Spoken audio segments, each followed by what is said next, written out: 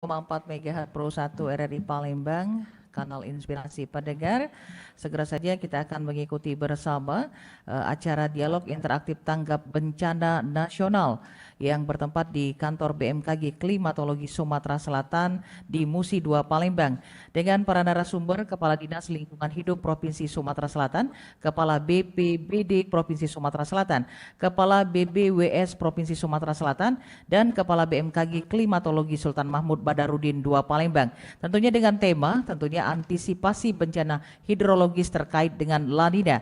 Dan tentunya kami juga menginformasikan kepada Anda bagi yang ingin nanti bergabung untuk bertanya langsung dengan para narasumber bisa menghubungi 0821 7534 2441 di 0821 7534 2441. Saat ini kami sudah terhubung bersama rekan kami Nadiar. Silakan Nadiar.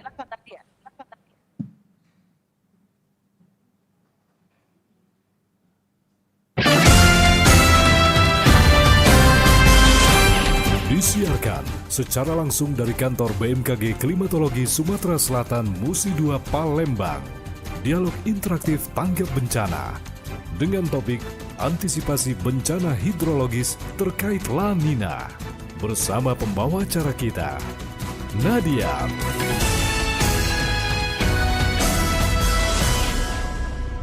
Assalamualaikum warahmatullahi wabarakatuh. Alhamdulillah, puji syukur kepada Allah Subhanahu wa taala. Hari ini bertepatan dengan kebersamaan kita di tanggal 7 Desember 2021 di acara kita Dialog Interaktif Luar Studio Tanggap Bencana Nasional dengan topik kita hari ini adalah antisipasi bencana hidrologis terkait La Nina. Pendengar, sebagai negara tropis yang memiliki 2 musim, Indonesia rentan terjadi sejumlah bencana. Bahkan awal tahun 2021, Indonesia sudah diguncang dengan berbagai bencana yang menimbulkan korban jiwa. Baik bencana hidrometeorologi dan juga hidrologis, ini adalah bencana yang dampaknya luar biasa yang menimpa warga atau juga masyarakat Indonesia. Nah berkaitan dengan inilah hari ini kita bersama dengan beberapa narasumber kita. Alhamdulillah sudah hadir di gedung yang luar biasa hari ini dari kantor BMKG Klimatologi Sumatera Selatan di Musi 2 Palembang. Kita akan kenalkan dulu satu persatu narasumber kita yang akan kita ajak bincang dan dialog di acara dialog interaktif Tanggap Bencana Nasional hari ini. Yang pertama kita kenalkan Bapak Wanda Yantolis MSI, Koordinator BMKG Sumatera Selatan. Selamat siang Pak Dayan. Iya, saya manggil Pak Dayan aja kayaknya lebih akrab ya. Selamat siang Bu. Iya, apa kabar Pak Dayan? Ya alhamdulillah baik Bu, sehat. Alhamdulillah sehat ya, tetap semangat. Yang kedua di sebelah kanannya Pak Dayan ini ada Pak Arlinsah STMT, Kabid Operasi dan Pemeliharaan Balai Besar Wilayah Sungai Sumatera 8. Selamat siang Pak Arlinsah. Selamat siang Bu. Iya, apa kabar juga nih Pak Arlinsah? Alhamdulillah baik Bu. Sehat ya, semangat selalu. Baik, yang ketiga di sebelah kiri Pak Dayan ada Bapak Beni Yusnandasya, Kasih Pengendalian Kerusakan Lingkungan Dinas Lingkungan Hidup dan Pertanahan Provinsi Sumatera Selatan. Selamat siang Pak Beni. Selamat siang Bu. Apa kabar Pak Beni? Baik alhamdulillah. Luar biasa, semangat juga nih. Dan yang terakhir yang selalu familiar di telinga pendengar RRI khususnya berkaitan dengan cuaca, kemudian juga tanggap bencana. Ini ada Pak Ansori Esos, Kepala Bidang Penanganan Darurat. Selamat siang Pak Ansori. Oke, selamat siang. Iya, apa kabar Pak Ansori? Alhamdulillah baik. Baik, sehat luar biasa. Baik pendengar, kita juga bukan hanya ngobrol di antara narasumber kita juga mengajak pendengar yang ingin bergabung hari ini di acara kita Dialog Interaktif Luar Studio Tanggap Bencana Nasional di line WA kita 0821 7534 2441. Kita ulangi 0821 7534 2441. Baik, kita langsung ke Pak Wanda Yantolis kayaknya, ke Pak Dayan deh kayaknya. Iya ini yang pertama. Pak Dayan, kita ingin tahu nih, kalau kita berbicara soal bencana, ini pasti kaitan kita ya situasi yang tidak mengenakan, memakan korban jiwa. Nah ini bencana hidrologis. Kata-kata hidrologis ini mungkin bagi kita masyarakat awam sangat asing juga nih Pak Dayan ya. Bisa dijelaskan nih bencana hidrologis itu seperti apa nih Pak Dayan? Iya. Baik, terima kasih Bu. Mungkin maksudnya hidrometeorologis Bu. Iya, betul. Ya, bencana hidrometeorologis itu bencana yang dipicu oleh parameter meteorologis. kalau definisi bencana sendiri Iya. nanti Pak Ansori Betul. akan menjelaskan lebih rinci. Nah, parameter meteorologi ini antara lain curah hujan, kelembaban, angin kencang. Jika kemudian ini berlangsung secara ekstrim, maka kemudian daya dukung di permukaan tidak memadai, maka kemudian terjadi bencana hidrometeorologis. Nah, Iya. misalnya kemudian karena hujan deras terjadi banjir, longsor. Nah, maka kita menyebabkan ini adalah bagian dari bencana hidrometeorologis. Jadi intinya dipicu oleh parameter-parameter meteorologi. Iya, parameter itu seperti apa Pak Dayan kita bisa tahu? Seperti curah hujan, Curah kemudian angin kencang, suhu ekstrim, misalnya suhu yang sangat panas ataupun suhu yang sangat dingin. Nah, untuk di Indonesia suhu yang sangat panas ataupun suhu yang sangat dingin ini cenderung masih bisa diterima oleh tubuh. Jadi paling kita hanya mengeluh, tiba-tiba hari ini panas atau hari ini cukup dingin. Tetapi jika berdampak seperti bencana kemudian ada yang meninggal karena suhu panas, itu kecil untuk wilayah tropis ya, kecuali di wilayah subtropis yang ada serangan gelombang panas ataupun serangan suhu udara dingin. Nah, itu baru menjadi masalah begitu. Nah, untuk di Indonesia range suhunya ini masih range suhu yang masih diterima oleh tubuh Masih kita. bisa diterima tubuh kita. Ya. Iya. Kalau di luar itu ekstrim mungkin kita tidak bisa nerimanya Pak Ya, Dayan ya. betul, ya. Baik, pemicunya kemudian kalau untuk dampak yang paling parah ini apa nih Pak Dayan? Kalau di Palembang nih khususnya. Ya, kalau di Palembang ataupun Sumatera Selatan secara umum, nah Palembang ini secara topografi itu ada yang wilayah perbukitan ya di sisi barat, kemudian ke arah timur itu daerah yang flat, rata dan mungkin rawa. Nah, di sisi yang memiliki kemiringan tertentu, curah hujan yang lebat, yang kemudian terjadi di atas daya dukung permukaan, itu memicu bisa menjadi banjir dan longsor. Iya. Kemudian di daerah yang flat rata, ya jika sistem drainasenya tidak memadai, tidak mendukung, maka tentu akan muncul genangan. Misalnya seperti Sintang. Nah, Sintang ini sebenarnya flat rata. Daerah Sintang ya Pak ya? Iya. Sintang. Kemudian curah hujan yang tinggi selama beberapa hari, kemudian faktor lainnya seperti sistem drainase dan lain sebagainya, maka di sana baru minggu keempat banjirnya surut. Nah, ini kita menyebutnya ini jelas bencana hidrometeorologis. Nah, untuk Sintang tidak tergolong, nanti mungkin Pak Ansori mendefinisikan, tapi dari yang kami lihat itu bukan tidak seperti banjir bandang, tapi dia lebih kepada meningkatnya genangan yang bertahan lama, hampir 1 bulan. Begitu. Baik, iya. Kalau kaitannya sama La Nina ini seperti apa nih Pak Dayan? Nah, di Indonesia ini orang ahli meteorologis itu menyebutnya sebagai laboratorium, ada yang menyebutnya laboratorium bencana, kemudian bagi kami yang dari tanah ke atas itu menyebutnya laboratorium atmosfer ya. Di Indonesia unik Bu, parameter iklim itu banyak yang berinteraksi sehingga masing-masing punya kontribusi yang signifikan. Ketika satu tidak aktif, satu yang aktif. Nah, saya mulai dari El Nino La Nina. El Nino La Nina, kalau El Nino itu cenderung curah hujan di Indonesia menurun. Nah, sekarang kita di fase La Nina, curah hujan itu cenderung meningkat. Meskipun tidak merata di seluruh wilayah Indonesia, tetapi wilayah timur dan tengah itu sangat signifikan dipengaruhi oleh La Nina. Nah, di Sumatera Selatan La Nina ini pada beberapa event itu ada yang peningkatan curah hujannya itu terjadi di akhir tahun ketika La Ninanya lagi kuat-kuatnya. Kemudian pada beberapa kejadian dampak La Nina itu pada awal tahun ketika La Ninanya itu meluruh.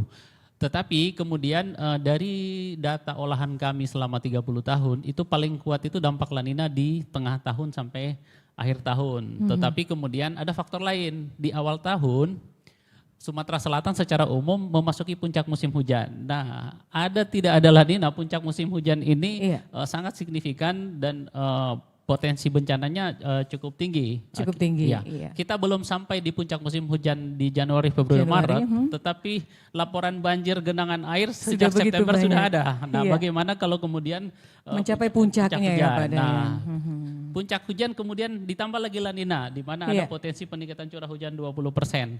Nah, tetapi yang lebih signifikan dampak La Nina di awal tahun itu adalah meningkatnya jumlah hari hujan dengan curah hujan lebih dari 50 mm. Nah, definisi ekstrim di BMKG ketika curah hujan satu hari 50 mm itu ekstrim. Nah, pada La Nina di awal tahun ini meningkat. Jadi Meningkat. misalnya Januari itu hari hujan dengan curah hujan 50 mm itu 5-10 hari, dengan La Nina lebih banyak dari itu. Lebih Artinya meningkat kejadian ya, Pak Dayan? kejadian ekstrim itu terus meningkat. Mungkin demikian, Bu. Baik, terima kasih Pak Dayan, sudah banyak sekali nih penjelasannya. Kita ke Pak Arlinsyah STMT, ini Kabid Operasi dan Pemeliharaan Balai Besar Wilayah Sungai Sumatera 8. Berkaitan dengan masalah bencana hidrometeorologis ini terkait La Nina, ini bagaimana nih untuk pencegahan dan meminimalisir bencana ini Pak Arlinsyah berkaitan dengan masalah sungai yang ada di Sumatera Selatan nih khususnya? Baik Bu, terima kasih. Di 29 Oktober yang lalu Iya. kami sudah ada rakor dengan Menteri PU gitu di Jakarta, di mana semua kepala balai di seluruh Nusantara ini kan diminta untuk mengantisipasi dari hasil dari informasi BMKG. Iya. Nah, di situ memang ada perintah ataupun nota tertulis untuk kepada seluruh kepala balai untuk menyiapkan, mengantisipasi potensi La Nina yang akan terjadi. Jadi yang paling utama itu adalah kesiapan posko bencana banjir kami Posko, iya. di seluruh Indonesia, balai-balai tentunya, dan kami juga di Balai Besar Wilayah Sungai Sumatera 8 juga terpengaruh. Lain dari itu juga kami diminta untuk mengkosongkan semua tampungan-tampungan air. Maksudnya di sini adalah pada saatnya banjir ataupun curah hujan memang ada sedikit ekstrim, tampungan air tersebut masih bisa untuk menampung. Iya. Jadi artinya gini, batasan melepas air dari tampungan air kami adalah sebagai standar minimal, artinya air baku untuk air minum masih bisa terpenuhi, ataupun juga untuk kestabilan struktur bangunan dia memang harus ada air yang harus menahan bangunan itu. Jadi memang itulah standar minimum kami. Nah, air yang kelebihan itu adalah yang dilepas di kami gitu. Jadi diharapkan tampungan-tampungan air yang kosong itu bisa mengambil atau terisi oleh air hujan yang terpenuhi. Yeah. Nah, kalau dari sisi balai, ada beberapa tampungan kami yang memang kami jalankan, yaitu di rumah pompa bendung, Sungai Bendung. Itu memang setiap hari ataupun setiap saat kita selalu memonitor dan mereka harus mengosongkan. Mengosongkan, iya. Jadi salah satu tugasnya adalah semua pintu-pintu air itu dibuka untuk mengeluarkan, tapi dia satu sisi juga harus menutup dari tidal atau backwater dari Sungai Musi gitu ke dalam ke sungai itu. Itu adalah yang paling mudah kami perlihatkan. Iya. Sebenarnya cuaca juga ini sudah meningkat, ada hujan juga kayaknya udah. Ini udah mencegah. Baik, Pak Arin, kalau berkaitan dengan masalah sampah dan juga sungai, ini ada kaitan sekali kebiasaan masyarakat. Ini apakah memicu juga terjadinya bencana ini, Pak Arlinsyah? Betul, Bu. Kalau dari sungai saluran primer kami itu cenderung kosong gitu di kami. Tapi memang yang terjadi masalah adalah air yang ada di tengah kota itu seperti di Tampungan Polda itu memang contohnya itu agak sulit untuk keluar memasuki ke drain utama kami gitu. Artinya apa? Artinya di situ ada penyumbatan. Mungkin adalah yang paling utama mungkin sampah gitu. Sampah-sampah yang ada di saluran penghubung minor kami, sampah di saluran minor kami memasuki ke saluran mayor. Nah, itu yang menjadi perlambatan air masuk ke dalam sistem drainase utama kita gitu. Jadi memang faktor sampah itu menjadi, dan sedimentasi tentunya Bu, di beberapa saluran yang menjadi penghambat laju aliran di permukaan.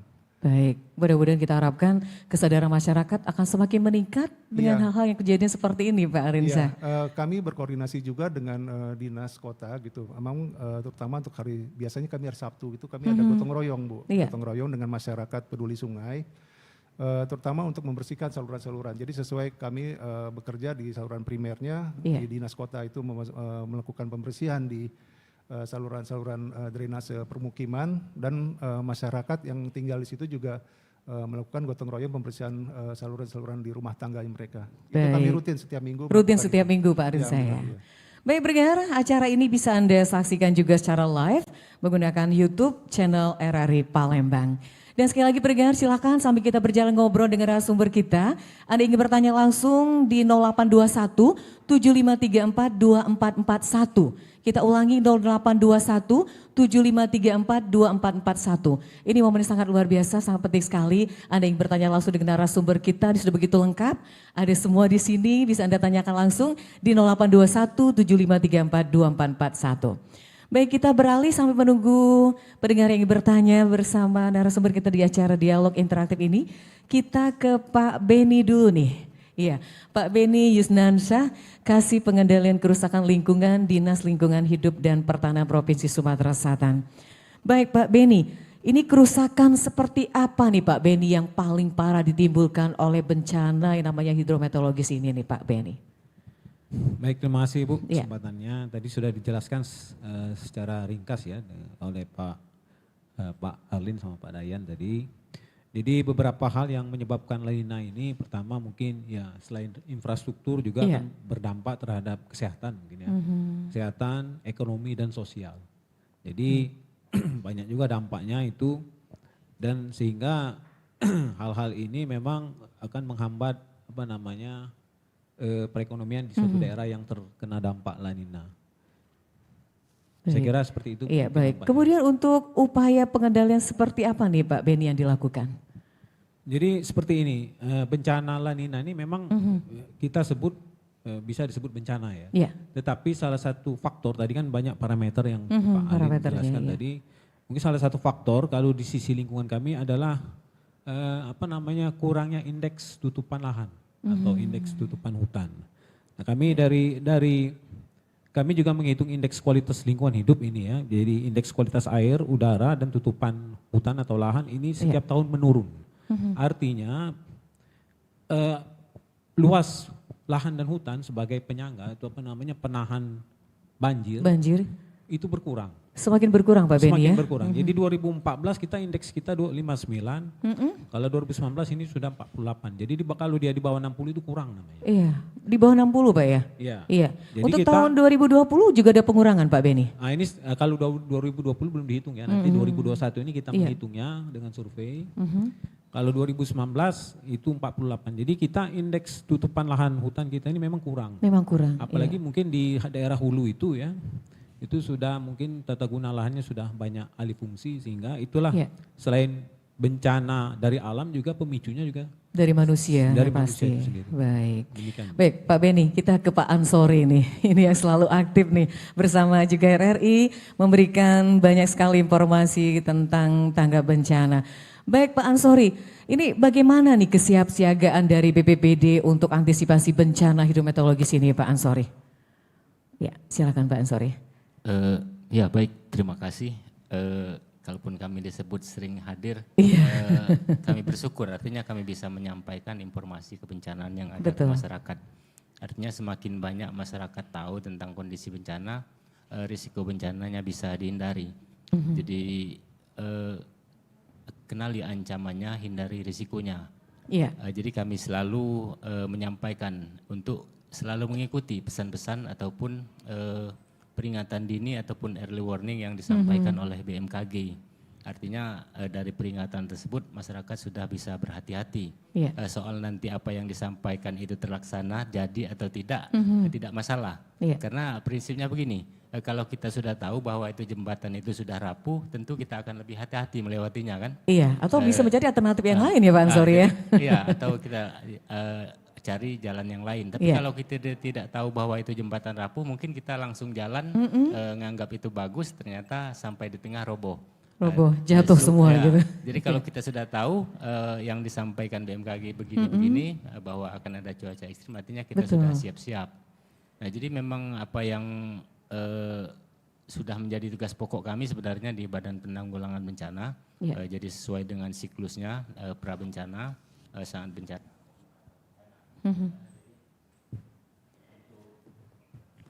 Iya. Jadi untuk siklus di sebelum terjadi bencana tentu kita melakukan upaya-upaya pencegahan kesiapsiagaan. Ini berbagai macam, ada sosialisasi.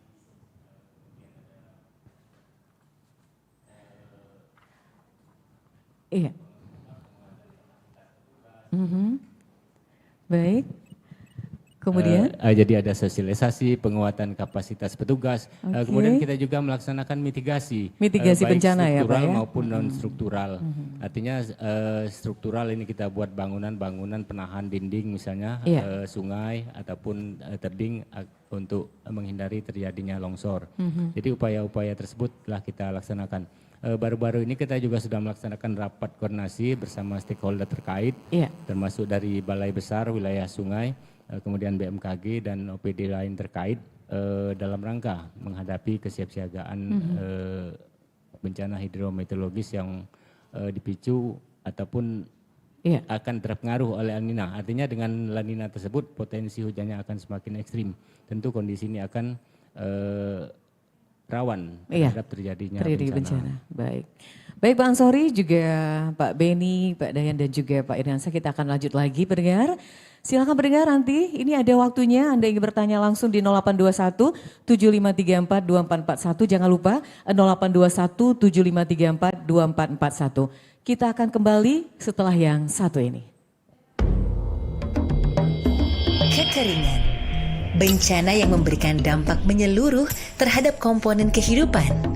Tak hanya tumbuhan yang akan mati, ancaman kematian juga dapat terjadi pada manusia akibat kekurangan cairan dan kekurangan pangan karena gagal panen. Jadi, bukan hanya faktor alam saja, manusia pun punya andil terhadap bencana kekeringan ini. Jika kepedulian terhadap lingkungan sekitar kita sudah sangat rendah. Reboisasi menjadi salah satu cara untuk mengantisipasi, bukan hanya mencegah tanah longsor, tapi juga mencegah kekeringan. Dengan gerakan menanam pohon di tanah gundul, lereng gunung, dan di lingkungan sekitar, air hujan tidak langsung terbuang lantaran rimbunnya pepohonan membuat akar pohon dapat menahan air. Memang tidak dapat langsung dirasakan saat ini, tapi akan dirasakan nanti oleh anak cucu dan generasi kita selanjutnya. Dengan demikian, sekecil apapun yang ditanam akan memberikan manfaat yang besar bagi diri sendiri ataupun orang lain. Kalau tidak sekarang, kapan lagi? RRI Radio Tanggap Bencana.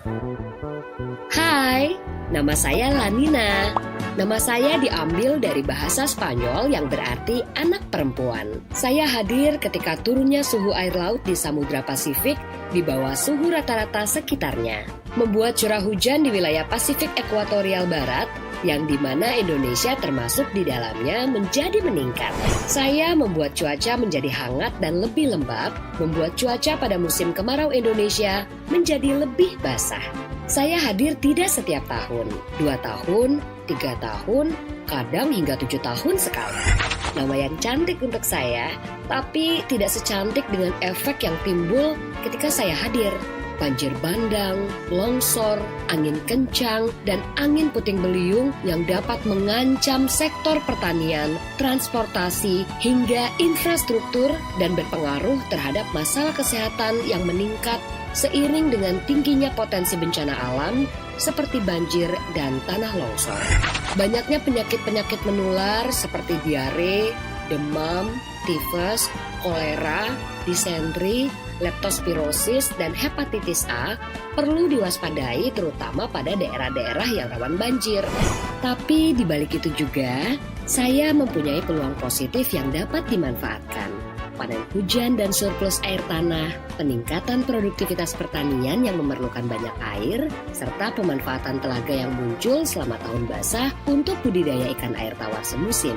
Dengan memiliki pengetahuan dini terhadap bencana, kita mampu meminimalisir kerugian-kerugian yang besar, baik material maupun imaterial. RRI, Radio Tanggap Bencana.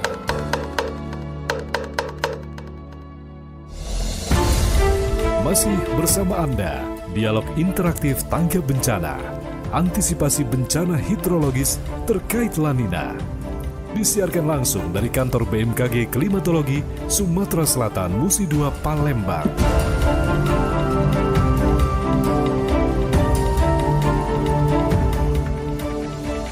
Baik pendengar, masih kita lanjut kembali di acara kita Dialog Interaktif luar studio Tanggap Bencana Nasional dengan topik kita adalah antisipasi bencana hidrologis terkait La Nina. Kembali kita informasikan pendengar, Anda ingin menyaksikan langsung siaran kami saat ini menggunakan live YouTube channel RRI Palembang. Dan juga untuk Anda yang bertanya langsung di acara dialog ini 0821 7534 2441. Baik Pak Dayan juga Pak Beni dan yang lain juga, ini ada WA yang masuk sudah. Ada dari Bu Heni ini di Pelaju. Ini Pak, kami ini orang awam nih Pak, kepingin tahu apa ciri-ciri bencana alam yang akan datang. Misalkan bencana alam yang datang seperti angin puting beliung atau yang lainnya. Nah kita ingin tahu ciri-cirinya seperti apa. Nah ini ke Pak Ansori dulu mungkin bisa menanggapi ini Pak Ansori. Ya silakan Pak Ansori. Ya baik, terima kasih untuk Ibu Heni di Pelaju. Di Pelaju ya. Terima kasih atas partisipasinya. Jadi bencana itu ada yang sifatnya slowly ya, artinya perlahan. Kemudian ada yang mendadak. Jadi memang ada bencana yang memang bisa kita perkirakan untuk datangnya ataupun tidak bisa karena mendadak. Seperti ini mungkin contoh Semeru. Biasanya untuk kejadian gunung api biasanya ada level-level tertentu ya. Sudah ada peringatan ya Pak Ansori ya? Dari siaga, waspada, kemudian awas. Nah ternyata di Semeru ini tidak terjadi. Karena apa? Karena memang tidak ada gerakan magma sebelumnya. Biasanya ada proses-proses gerakan di dalamnya sehingga BMK Balai Besar itu gunung api mengeluarkan status. Ini tidak. Jadi ini sempat heboh kemarin ternyata meletus. Memang karena kasusnya ini beda. Letusan api yang terjadi di Gunung Semeru ini karena terjadi dinding jebol karena tingginya curah hujan. Jadi bukan karena aktivitas magma yang ada. Nah termasuk juga yang disampaikan tadi ciri-cirinya. Jadi kalau untuk banjir ya tentu karena ada curah hujan yang tinggi biasanya itu dapat mempengaruhi terjadinya bencana. Tapi belum tentu juga semua curah hujan tinggi bisa terjadi bencana. Karena banyak faktor lain yang disebutkan tadi oleh Pak Dayan maupun dari Pak Beni dari Balai Lingkungan Hidup. Berapa banyak faktor yang mempengaruhi. Yang pertama kondisi cuaca, artinya semakin ekstrim cuacanya akan semakin tinggi potensi bencananya. Kemudian kondisi geografisnya, lahannya curam atau datar atau flat ataupun mungkin kemiringan tertentu ini juga sangat berpengaruh. Kemudian yang disampaikan dari BBWS juga tadi artinya daya dukung lahan. Daya dukung lahan juga ini sangat mempengaruhi kondisi terjadinya bencana tersebut. Kemudian ya tentu aktivitas masyarakat, kebiasaan masyarakat ini juga salah satu parameter yang bisa menyebabkan itu sesuatu itu terjadi bencana. Jadi hujan yang ekstrim ini belum tentu bisa menjadi bencana kalau terjadi di kondisi alam yang bagus, artinya daya dukung lahannya bagus. Seperti Pak Beni sampaikan tadi, di lahan-lahan yang tinggi justru sudah berkurang tutupan lahannya. Ini tentu akan bisa memicu terjadinya bencana longsor maupun banjir bandang. Kalaupun sampai ke hulu, tentu ini material yang dibawa dari hulu karena tutupan lahannya kurang mengakibatkan sedimentasi di sungai-sungai yang akan terus bermuara ke hulu. Ini juga tentu akan mempersempit ataupun memperkecil jalur air. Ini juga akan menjadi pemicu terjadinya banjir genangan. Belum lagi dipengaruhi oleh pasang surut air laut. Tentunya akan lebih tinggi. Belum lagi ditambah La Nina. Artinya potensi hujannya tambah meningkat. Belum lagi kebiasaan masyarakat membuang sampah sembarangan. Kemudian kita tahu di Sumatera Selatan, di Palembang khususnya di kota, sungai-sungai kita sepertinya sudah menjadi tempat sampah. Tidak berfungsi lagi. Sudah menjadi tempat sampah seperti supermarket. Di dalamnya ada bermacam-macam, ada spring bed bahkan di dalam sungai. Nah ini jadi lengkap pemicu. Ya Pak Ansori dalam Artinya sungai itu. Bahkan laptop pun ada di sungai kita. Luar biasa. Ini yang mungkin jadi kebiasaan masyarakat untuk tidak membuang sampah ini tentu walaupun sedikit, tapi ini sangat berpengaruh terhadap kondisi ataupun terjadinya bencana. Jadi untuk Ibu Heni di Pelaju. Itu tadi ya, jadi ada memang bencana yang datangnya slow. Ada tanda-tanda, ada yang datangnya secara tiba-tiba. Baik Pak Ansori ditahan dulu, kita terima dulu telepon yang sudah masuk. Ya, selamat siang. Halo. Halo, selamat siang. Assalamualaikum. Waalaikumsalam. Dengan Bapak? Dengan Iwan di Kenten. Di Kenten, Pak Iwan di Kenten. Iya. Silakan Pak Iwan, ada ingin ditanyakan dari 4 narasumber kita hari ini? Iya, saya belum hafal namanya. Selamat siang, Assalamualaikum Pak narasumber. Iya, baik. Menarik sekali nih masalah bencana alam Pak ya. Iya, saya ingin ngomentari saja. Faktor-faktornya mungkin sudah dijelaskan tadi. Tapi yang pasti Pak, di kota Palembang ini sering banjir itu Pak ya. Kemudian yang tidak kalah pentingnya, ini banyak pohon-pohon yang besar itu Pak. Jadi kita ngeri kalau hari hujan berserta angin itu ngeri tumbang Pak. Nah khususnya ini yang ada di, mungkin Bapak tahu, yang ada di BLK Kenten itu kan Pak sudah rimbun sekali. Pohonnya sudah tua-tua. Kan ngeri sekali kalau malam itu gelap sekali. Dan itu rawan kalau ada angin, kita sedang di bawah itu, runtuh pohonnya, roboh. Kita ngeri kalau ada bencana. Khawatir Pak ya. Menimpa orang-orang. Barangkali itu Pak, terima kasih. Baik. Assalamualaikum warahmatullahi wabarakatuh. Waalaikumsalam warahmatullahi wabarakatuh. Terima kasih Pak Iwan di Kenten. Ini yang akan menanggapi, silakan Bapak Dayan atau mungkin Pak Beni dan Pak Iransah. Ya. Silakan. Mungkin ke Pak Beni. Baik, mungkin nanti ditambahkan. Iya, ditambahkan juga. Jadi gini Pak, mungkin ya memang di Palembang ini sudah banyak pohon tua Bu ya. Yang betul sekali Pak Beni. Nah itu kalau memang rentan roboh, mungkin ya, rentan terhadap bencana ini harap segera dilaporkan. Dilaporkan Pak ya. Jadi masyarakat nggak apa-apa melaporkannya Pak Beni. Nggak apa-apa. Nanti jadi petugas kita mungkin melalui Dinas Lingkungan Hidup. Di kota ya. Pertamanan ya, Dinas Lingkungan Pertamanan juga itu nanti akan mengecek pohon itu dan bisa melakukan upaya-upaya preventif lah. Kalau memang perlu ditebang ya ditebang. Kalau perlu yang ada yang dipangkas mungkin kita pangkas nanti. Baik, iya. Kira-kira demikian Bu. Baik, mungkin Pak Iransah mau menambahkan masalah banjir? Iya, nanti Pak Dayan juga menambahkan. Silakan Pak Iransah. Iya. Bisa mendekat sedikit mic-nya atau silakan Pak Iransah. Sebenarnya kan kalau definisi banjir itu di kami di Permen 11 tahun 2014 itu adalah luapan air yang melampaui kapasitas tampung dari sungai. Nah sedangkan genangan itu adalah yang terjadi lebih dari 6 jam gitu menggenangi suatu kawasan. Nah mungkin kalau kita lihat dari definisi tersebut, saya melihat sih belum terjadi gitu yang namanya banjir gitu ya, yang sungai melampaui bibir sungainya gitu. Tapi kalau yang ada adalah genangan yang memang lebih dari 3 atau 4 jam gitu. Nah itu juga mungkin faktor-faktor dari saluran-saluran yang terhambat. Nah terkait masalah pohon yang besar itu pun juga sebenarnya berpotensi juga untuk barangkali sampah daunnya itu yang bisa memberikan kontribusi untuk menutup saluran gitu. Nah, memang idealnya memang untuk yang baru berusia sekian tahun itu memang harus ada perapihan gitu. Saya pikir itu mungkin bisa koordinasi dengan Dinas Pertamanan atau Kebersihan kali Bu ya. Baik. Ya. Silakan mungkin Pak Dayan ingin menambahkan pertanyaan Ibu Heni juga dengan Pak Iwan di Kenten. Iya.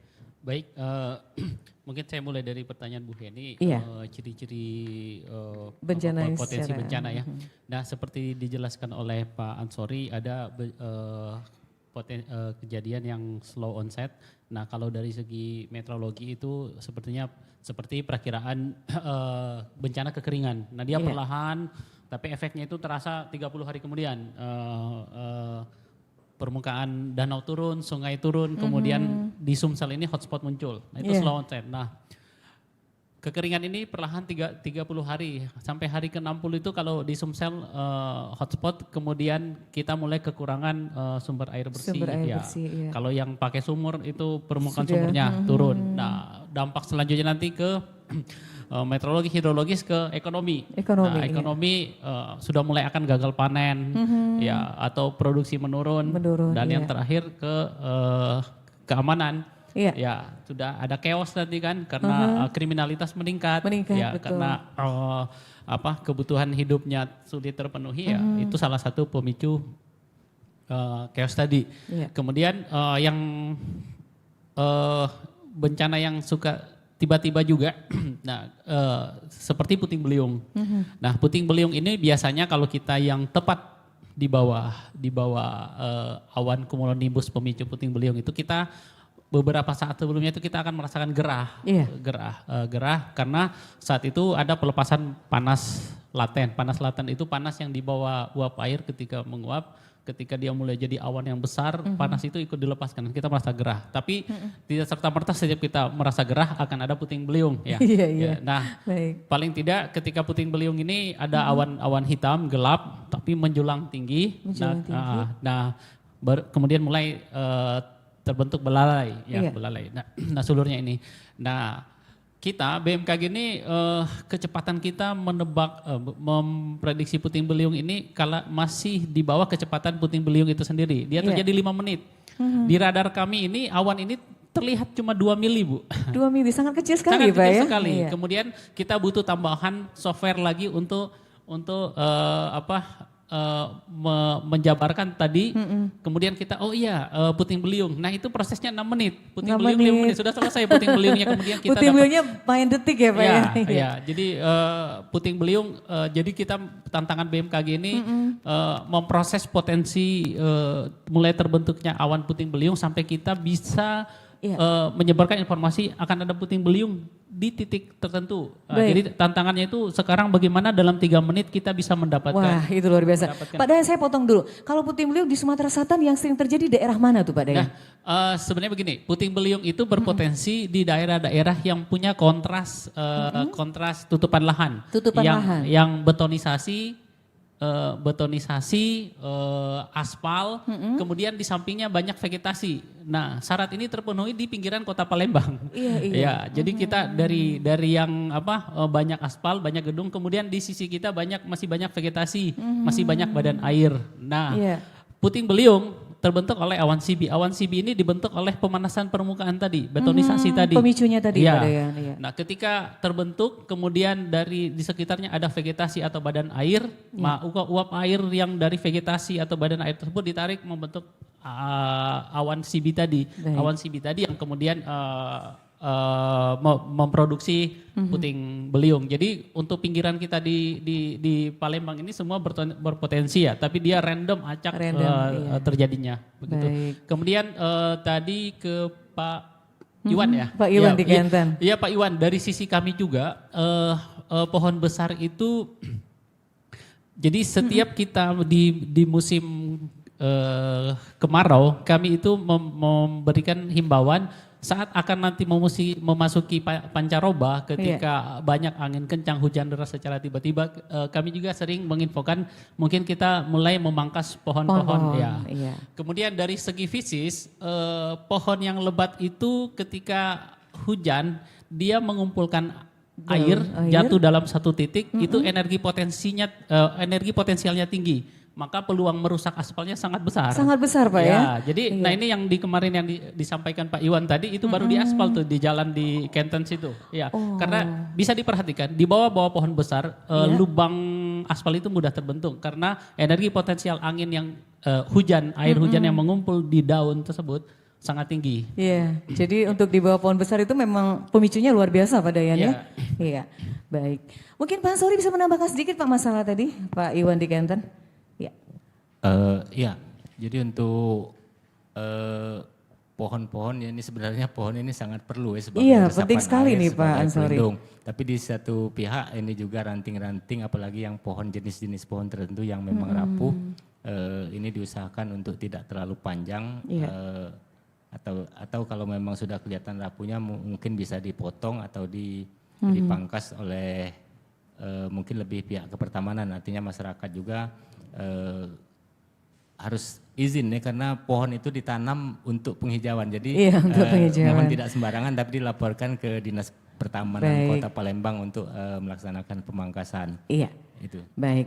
Pendengar, sekali lagi kita undang Anda yang bertanya nanti 0821 7534 2441 0821 7534 2441.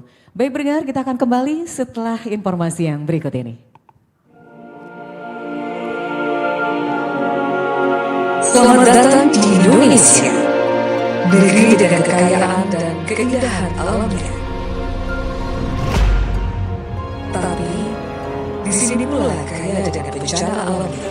Kita memiliki 500 gunung api dan 127 yang aktif. Jumlah ini 13% dari gunung api di dunia. Kita berada di patahan lempengan. Karena posisi inilah, wilayah kita sangat rawan gempa dan tsunami. Begitu pula dengan iklim tropis yang kita miliki. Membuat curah hujan yang cukup tinggi memudahkan terjadinya pelapukan pada tanah. Membuat kondisi struktur pada tanah tidak stabil.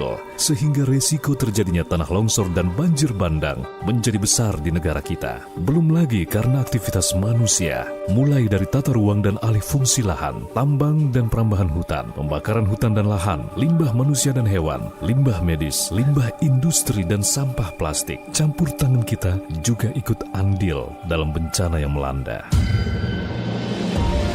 Bencana alam bukanlah untuk ditakuti dan disalahkan.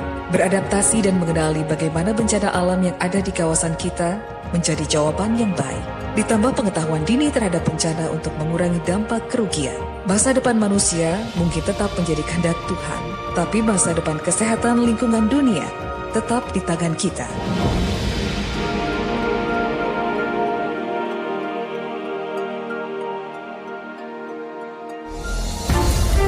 Masih bersama Anda, dialog interaktif tanggap bencana, antisipasi bencana hidrologis terkait La Nina. Disiarkan langsung dari kantor BMKG Klimatologi Sumatera Selatan Musi 2 Palembang.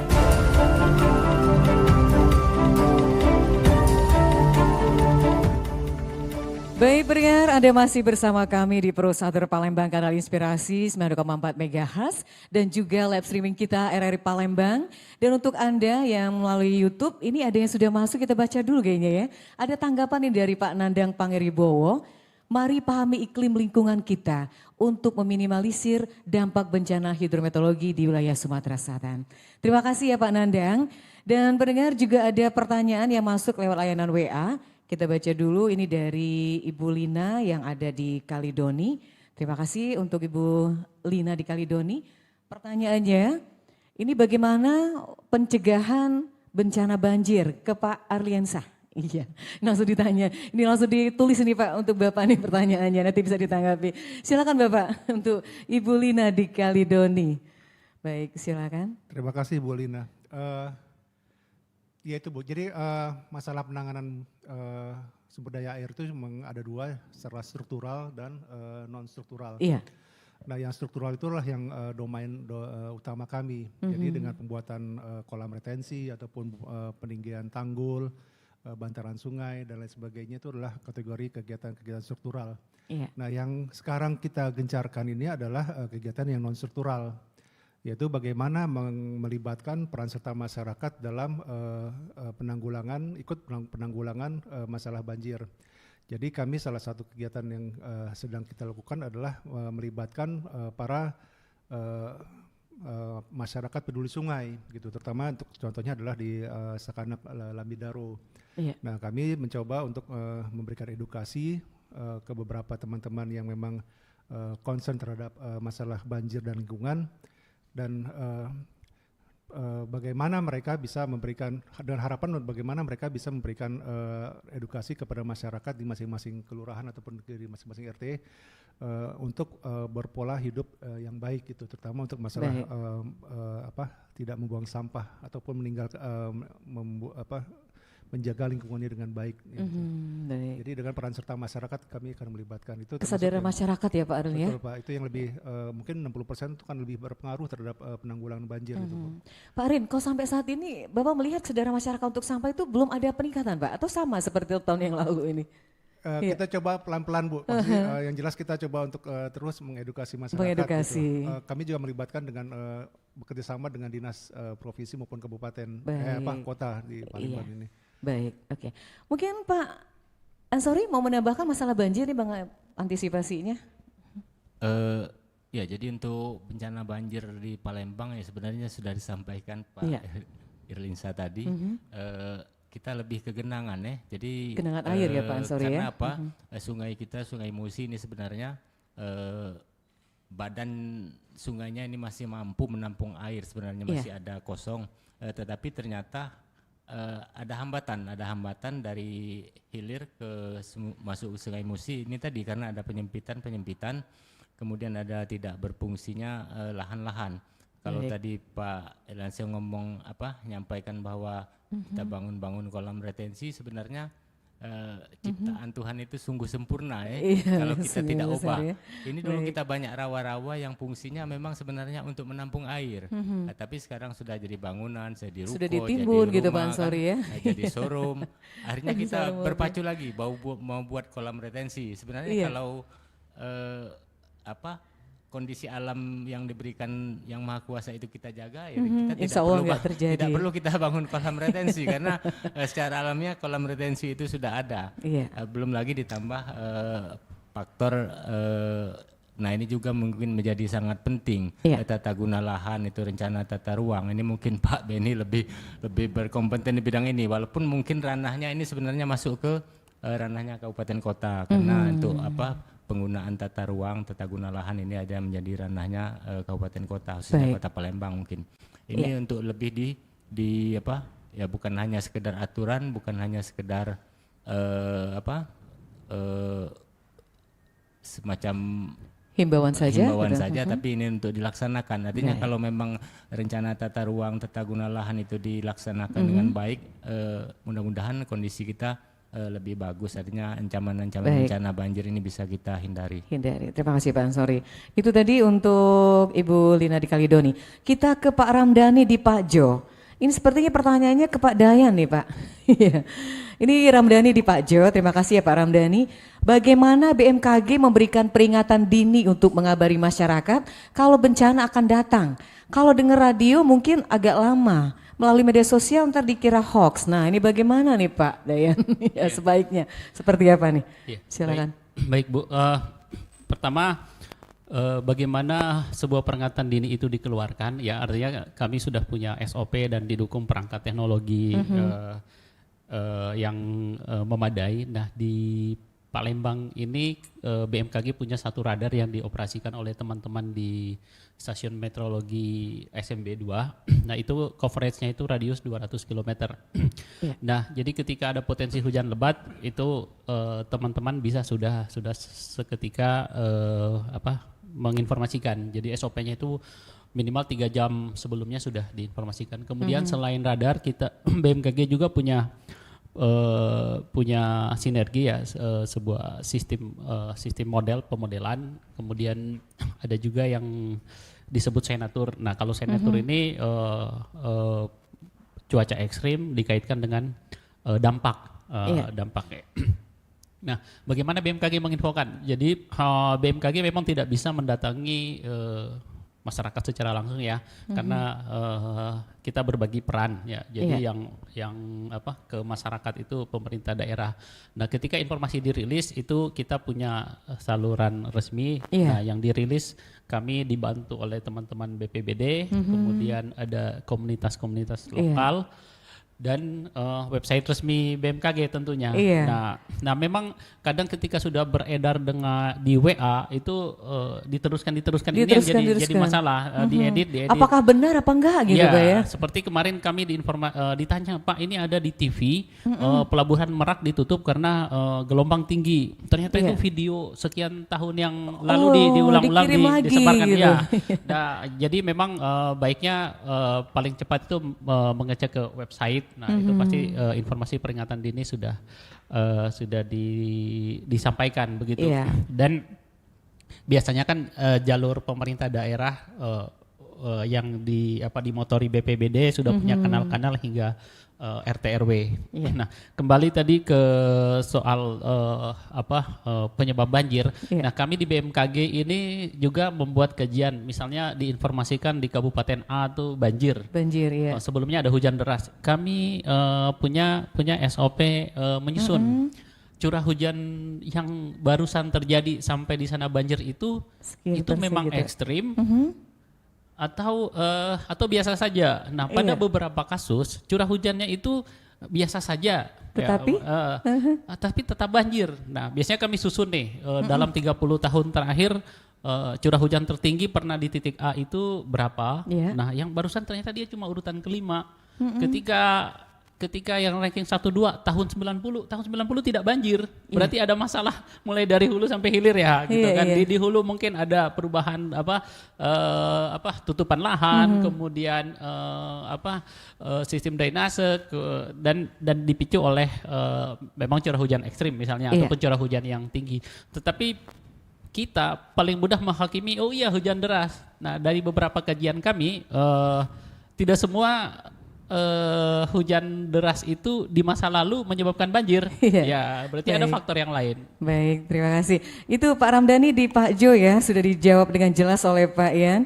Baik, ini mungkin ada closing terakhir nih dari masing-masing narasumber kita. Kita mulai dari Pak Ansori dulu nih Pak, harapannya ke masyarakat berkaitan dengan antisipasi bencana hidrometeorologis terkait La Nina. Silakan Pak Ansori. Ya, jadi sesuai dengan topik kita di pagi menjelang siang ini, antisipasi bencana hidrologis terkait La Nina. Iya. Jadi perlu kami sampaikan, La Nina ini adalah peristiwa dinamika atmosfer. Artinya ini sesuatu yang biasa, lumrah. Bukan berarti La Nina itu harus jadi bencana, enggak. Jadi kalau La Ninanya terjadi di musim kemarau justru bagus. Waduh. Karena apa? Ada potensi hujan di musim kemarau. Oh gitu. Sebaliknya kalau El Nino-nya terjadi di musim hujan. Penghujan. Itu lebih bagus juga, artinya kondisi banjir bisa berkurang. Nah, jadi peristiwa atmosfer, dinamika atmosfer ini biasa, jadi bukan sesuatu yang harus ditakuti. Tapi yang jadi masalah La Nina terjadi di musim penghujan. Jadi potensi hujannya akan lebih tinggi, ini yang menjadi masalah. Dan juga tidak semua kondisi cuaca ini bisa menjadi bencana. Jadi banyak faktor lain juga yang menyebabkannya. Ada faktor geografis, kemudian itu tadi tata guna lahan, degradasi juga sangat berpengaruh, kemudian kebiasaan masyarakat. Jadi untuk itu ya mari kita jaga alam, manfaatkan alam sebaik-baiknya tanpa merusak alam. Kita jaga alam, alam jaga kita. Baik, terima kasih Pak Ansori. Pak Beni, mungkin ada yang disampaikan Pak sebagai closing statement kita? Baik, terima kasih Bu. Jadi mungkin yang perlu disampaikan adalah closingnya ini tolong ubah perilaku. Ubah perilaku ya Pak Beni ya? Ya, tadi kan masalahnya sudah dijelaskan banyak ini. Termasuk juga sampah menjadi salah satu parameter penyebab banjir. Baik. Jadi mohon ya salah satu kontribusi besar dalam menyumbang bencana ini ya salah satunya manusia tadi. Manusia iya. Ya, jadi tolong ubah perilaku, mari kita menjaga alam tadi, menanam pohon, jangan buang sampah sembarangan. Jaga lingkungan. Saya kira demikian Bu. Ya, terima kasih Pak Beni. Kemudian Pak Dayan silakan. Ya, siap siaga, waspada perlu tapi tidak perlu panik. Panik gitu. ya. Dan kemudian dalam rangka pengurangan risiko bencana itu melibatkan banyak pihak, tidak hanya pemerintah ya, tidak bisa kita bilang tugas BPBD, tugas lingkungan hidup, tugas BMKG, tugas Balai Wilayah Sungai ya, itu ada partisipasi dari pemerintah, masyarakat, sektor swasta. Begitu. Nah, kita bahu-membahu, potensi bencana bisa kita turunkan. Baik, terima kasih. Yang terakhir, Pak Arinsah, silakan Pak Arinsah. Ini semua sudah kesimpulan, Bu. Saya cuma mau sampaikan saja bahwa kami punya posko banjir. Bila masyarakat ataupun teman-teman di daerah masih ada laporan bisa menghubungi ke 0813 6742 5840. Ini kebetulan kami juga bawa teman-teman posko banjir. Dan kami 24 jam menjaga standby di posko tersebut. Ya Pak Arin ya. Baik, terima kasih semua narasumber kita yang luar biasa hari ini. Kita beri aplaus dulu untuk semua narasumber kita. Ya, ada Pak Wandayantolis MSI, Koordinator BMKG Sumatera Selatan, juga Pak Arin Shah STMT, Kabid Operasi dan Pemeliharaan Balai Besar Wilayah Sungai Sumatera 8, juga Pak Ansori Esos, Kepala Bidang Penanganan Darurat, dan Bapak Beni Yusnan Darsyah, Kasih Pengendalian Kerusakan Lingkungan Dinas Lingkungan Hidup dan Pertanahan Provinsi Sumatera Selatan. Terima kasih semua narasumber kita. Juga untuk pendengar kita, Ibu Heni di Pelaju, terima kasih, Ibu Lina di Kalidoni, Pak Iwan di Kenten, dan Pak Ramdhani di Pak Jo juga melakukan YouTube tadi yang sudah berpartisipasi di acara kita Dialog Interaktif Luar Studio Tanggap Bencana Nasional dengan topik kita antisipasi bencana hidrologis terkait La Nina. Senadir bersama rekan tim Kabar Kerja yang bertugas hari ini mengucapkan terima kasih kebersamaan Anda. Semoga bermanfaat acara kita hari ini dan kita tutup dengan ucapan wassalamualaikum warahmatullahi wabarakatuh. Baru saja Anda ikuti Dialog Interaktif Tanggap Bencana. Disiarkan langsung dari kantor BMKG Klimatologi Sumatera Selatan, Musi 2 Palembang. Terima kasih untuk perhatian Anda. Sampai jumpa.